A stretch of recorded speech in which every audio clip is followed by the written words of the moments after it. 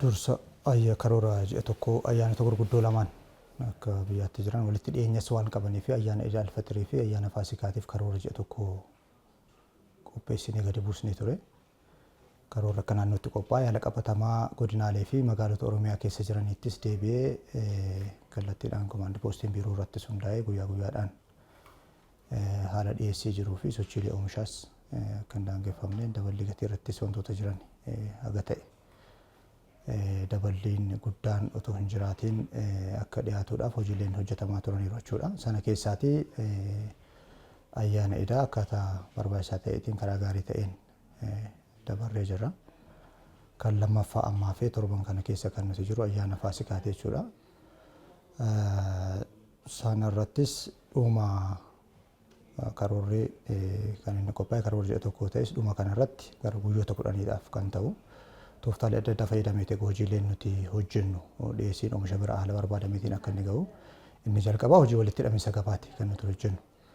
Hojii walitti hidhamiinsa gabaa kana keessa kallattii adda addaatiin kallattiin kan hojjetamu jira, alkallattiin kan hojjetamu jira. Alkallattiin kan hojjetamu inni guddaan hojiilee odeeffannoo gatii oomishaalee wajjiniitiin wal qabatu haalli dhiyeessiin eessa jira kan jedhu bittoonni gurguddaan nu jiraatanis sochiin oomishaa gara hanqinni oomishaa jirutti akka inni socho'uudhaaf gara irraa hafaan jirurraati gara hanqinni oomishaa jirutti akka inni socho'u odeeffannoo gabaa kennuu fi oomishni eessatti akka argamu hojiilee hojjechuuti. Hojii bal'aan hojjetamaa ture hojii odeeffannoo gabaa akka argatan gochuuti jechuudha. Kallattiidhaan kan hojjetamu darbee bittaa gurguddaadha taanaan dhiyeessitoonni bal'inaatiin deemanii fudhatu taanaan walitti hidhamiinsa qaama bituuf qaama gurguru guddaatti taasisuudha hojiileen hojjetamaa turanii. Isaan kun egaa sadarkaa naannootti qofa otoo hin taane caasaalee keenya naannoo irraatii kaasanii haga aanaatti jiran sadarkaa hundatti kan hojjetamaa turanidha jechuudha. Hojii bal'aan hojjetamaa tureera. Meeshaaleen gurguddaan gara oomishaalee sagalii kan ta'anii bal'inaatiin irratti kan hojjetamu oomisha kan irratti hojjetamu jechuu miti garuu ayyaana wal qabatee isaan kamtu barbaadama kan jedhamee kan irratti hojjetamaa jiru tokko oomishaalee kuduraa muduraa kan akka qullubbii diimaa, timaatima, dinnichaa, oomishaalee beeladaaf bu'aa beeladaa wajjin wal qabatee hunda isaanii jechuun danda'ama. Kiillee, lukkuu, hoolaaf re'ee, beelada dhaabbii gurguddoo ta'anillee akkasuma darbee hanqinni yoo jiraates karaa daldaltootaatiin akka inni dhiyaachaa jiru guutummaadhaan amma mootummaan oomishaalee hanqinni irratti jiru kanneen akka zayitaa fi sukkaaraa irratti dur oomishaalee bu'uuraa jedhamee karaa mootummaadhaan kallattiidhaan kan inni dhiyaachaa ture. Amma yeroo booddee garuu mootummaan fuula isaa gara hojii misoomaatti ofii dhiyeessii kana keessaatii bahee abbootii qabeenyaatiin akka inni dhiyaatu kallattii doolaara argatanii karaa salphaa ta'een seensisanii biyya keessa galchanii ofii isaanii akka isaan dhiyeessanii gochaaf guutummaatti hojii zayitaa amma guutummaadhaan keessaa bahamee jira jechuudha. Kallattii mootummaatiin oomishni raabsamu hin jiru akka durii kan sukkaaraas akkasuma gara daldaltootaatti bal'inaan akka inni deebi'u ta'aa jira. Isaan akkasii irrattis karaa baratameetiin karaa shammaatotaas yoo ta'e yookiin immoo karaa waldaalee hojii gamtaatiin hawaasa fayyadama bira akka inni qaqqabu hojiilee hojjetaman oomishaalee gurguddoo jedhamanii kan hojjetaman kanadha jechuudha. Kun akkuma naannoo keenyaatti kan hojjetamu qofa otoo hin taane keessumaa kan ayyaana Faasikaa kanarratti bulchiinsa magaalaa Finfinnee wajjiniinis walii galamee karoorri qophaa'ee jira jechuudha. Karoorri oomisha dhiyeessiin Oromiyaan lafa bal'aa qaba. Lafa dhiyeessiin bal'aan biyya kanaaf irraatii dhiyaatudha waan ta'eedhaaf waggaa waggaadhaan karoora kana bulchiinsa magaalaa Finfinnee wajjin biiroo daldala magaalaa Finfinnee wajjiniin ta'uudhaan karaa ejensii waldaa hojii gamtaa isaanii yookiin karaa shammaachi isaanii ta'an walitti hidhamiinsa taasisnaa jechuudha. Isa kanarrattis karoora gara oomishaalee gosa adda addaa oomishaalee qonnaan amma kaasee kana gara kumtaala 185 kan ta'u isaaniif akka inni dhiyaatu gochuutti hojjetamaa jira. Beelada gara 86 akkas kallattii keenyaan adda baasneerra sana keessaatii hanga isaaniif ta'uu fi isaaniitiin ilaalanii kan irratti waliigaltee gatii uumaniitiin kan fudhatan ta'aa jira. Kiillee gara miiliyoona 3.6 akkas karoorsinee jirra. Sana keessaatii aga miiliyoona 2tti kan dhiyaatu ammas qonnawwan gurguddaa magaalota gurguddoo madhiyoo jiran kan akka Bishooftuu fi himaxaawwan keenya irraatis kallattii sanaatiin kan isaan fudhachaa jiran walitti hidhamiinsa kallattii kanaatiin hojjetamaa jira jechuudha. Dhiyeessiiwwan magaalaa Finfinneetti dhiyaatanis.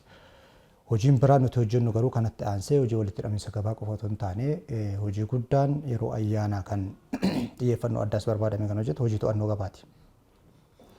hojii to'annoo kana wajjinitti wal qabate inni tokko hojii daballiin gatii seeraan alaa akka hin jiraanne haga ta'e haga danda'ametti sababa dinagdaawaa hin taaneetiin gatiin dabalamu yoo jiraate yookiin riizinii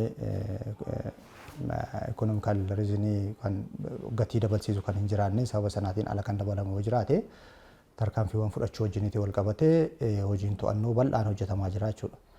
Sanarratti wantoonni to'amatan tokko waa haala gatii. Inni lamaffaan qulqullina oomishaa wajjiniitii wal qabates yeroo baay'ee oomisha walitti makuun wantoonni akkasiis bal'inaatiin mul'atu waan ta'eedhaaf sanarratti hojjetama. Darbee meeshaalee safartuuf madaalii wajjin yeroo baay'ee kan hawaasni keenya hubannaa bal'aa hin qabnee fi gatii salphaadhaan yookiin gatii rakkasaan oomisha argadhe jedhee erga bitee booddee manatti galee gaafa safaru hanga safarame kiiloo jedhame sana keessatti hir'achuutu mul'ata waan ta'eedhaaf inni kun ayyaana qofaatii wal qabate iyyuu qofa otoo hin taane jalqabuma bara kanaarraati kaasee akka initiatiivitti qabannee wantoonni socho'aa turre meeshaaleen safartiif madaalluu jiran kan durii irraatii adda ta'ee hundi isaanii gara dijitaalaatti akka deebi'aman bal'inaatiin irratti hojjetamaa jira. Hojiileen to'annoo isaan kana fakkaatu jechuudha nuti irratti hojjechaa jirru.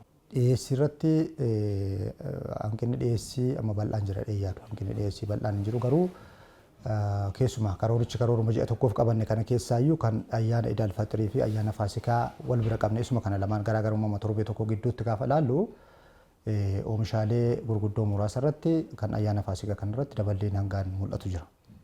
Kun ifaadha waan hawaasa keessa jiru waan ta'eef nuti illee gadi baanee sakattaanee waan argine sababa isaallee godinaalee fi magaalota irraatii wantoota nuti adda baafannee jira kan akka qullubbii diimaa fudhanne beeladaaf bu'aa beeladaa wajjiniitii wal qabatee isaan kanarratti oomishaalee midhaan irratti jijjiiramni guddaan hin jiru. Daballi gatii hangaan hin jiru. Darbee zayita irratti garaagarummaan gatii ni mul'ata jechuudha. Isaan kun wal qabatee naannoo oomishni jirutti gaafa ilaallu hanqinni oomishaa hin jiru. Oomishi bal'aa jira garuu oomisha sana bakka sanaatti geejjibsiisanii fiduudhaaf boba'aa wajjin wal qabatee tokko gatiin dabaleera boba'aan tuma idduma jiruttis kanaan sanaan wal qabatee gatiin geejjibaa dabalaa jira. Kan biraa immoo hanqinni dhiyeessii boba'aa bakka sanatti waan jiruudhaaf guyyaa jedhame sanatti fidanii magaalotatti akka barbaadame sanatti gatii dura ture torban tokko dura ture sanaatiin magaalatti dhiyeessuu irratti xiqqoo hanqinni jira dabalanni jira jechuudha. Kanaafis akka biirootti tarkaanfiiwwan yaalaman jiru normaalii oomishaalee kanaatiif haga ta'e dursi akka kennamu ta'ee jira. Garuu immoo godinaalee hunda aanaalee hunda oomishni irraatii gara naannootti yookiin gara giddu galeessaa kanatti socho'u baay'een isaanii buufata boba'aa kanneen hin qabneefatu jira. Buufata boba'aas qabaatanii immoo dhiyeessii boba'aa kan hin qabnetu jira. Sababa kanaatiin sababa boba'aa wal qabataa jechuudha. Kanaaf daballeen hangaan isaan kanarratti mul'atu ni jira. Hojii guddaan hojiin to'annoo gabaa yookiin ayyaana kana waliin karaa tasgabbaa'aa ta'eetiin waliin oolu hawaasni kun hawaasa sadarkaa adda addaa irra jireenya sadarkaa adda addaa qabudha. Kan akka barbaadetti qaala'insi jireenyaa kun ol ka'es gadi bu'es jireenya sirrii jiraatee gatiima jedhame kanaan bitatee jiraachuu danda'u jira. Hawaasa sadarkaa giddu galeessaa karoora xiqqaa maallaqa harka isaarra jiruutiin ishee waa karoorfatee waa bitatee ayyaanatti ooluuf ka'etu immoo jira. Inumayyuu kan wanni guddaa harkaatii hin qabne kan deeggarsa harka namaarraatii eeggatus immoo jira. Sadarkaa adda addaatti jireenyi keenya waan ta'eedhaaf inni guddaan qaamni oomisha dhiyeessu abbootiin qabeenyaa keenya oomishtoonni keenya biyya kana walumaan qabna waan ta'eedhaaf yeroo rakkoo akkasiitti wal hubannaadhaan bu'aa darbaa barbaachuun akkuma jirutti ta'ee hawaasaafis walii yaadaa gatii tasgabbii qabuutiin isaaniinis akka hin miinetti gatii madaalawaa ta'eedhaan oolchuu yookiin irratti hojjetamuu akka qabu. Inni lammaffaan ergaa dabarsuu barbaadu hawaasa fayyadamaa hundaaf. Hojiin to'annoo gabaa yookiin walitti hidhamisa gabaa hojii qaama tokkoon yookiin seektara daldalaa qofaatiin irratti hojjetamee furuun danda'amu miti. Kun hojii waliigalaa kan qaamni hundinuu irratti hirmaatu keessatti qooda qabu waan ta'eedhaaf lafa rakkoon jirutti daballiin gatii seeraan alaa wanni irra darban lafa jirutti yookiin immoo oomisha walitti makuun alseerummaa guddaadhaan wantoonni dura kaasaa ture suni lafa mul'atanitti madaalleef safartuu wajjiniitii wal qabates akkasuma qisaasamni wanni saamicha uummatarra geessu lafa jirutti eeruu nuu kennuu qabu. Hawaasni fayyadamaan ofiisaa to'ataan namni 2-3 magaalaa tokko keessa socho'ee waan hawaasni magaalaa tokko hundinuu fayyadamuu danda'u to'atee bira ga'uu yookiin tarkaanfii irratti fudhachuu sirreessuu hin danda'u.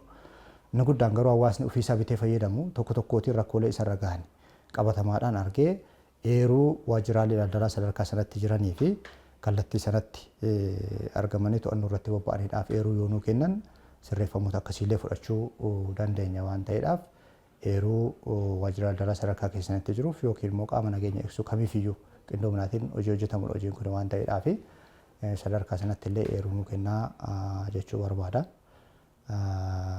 Kanaan alatti hunduma keenyaaf ayyaana gaarii haa ta'u guddaa galatoomaa jechuu barbaada.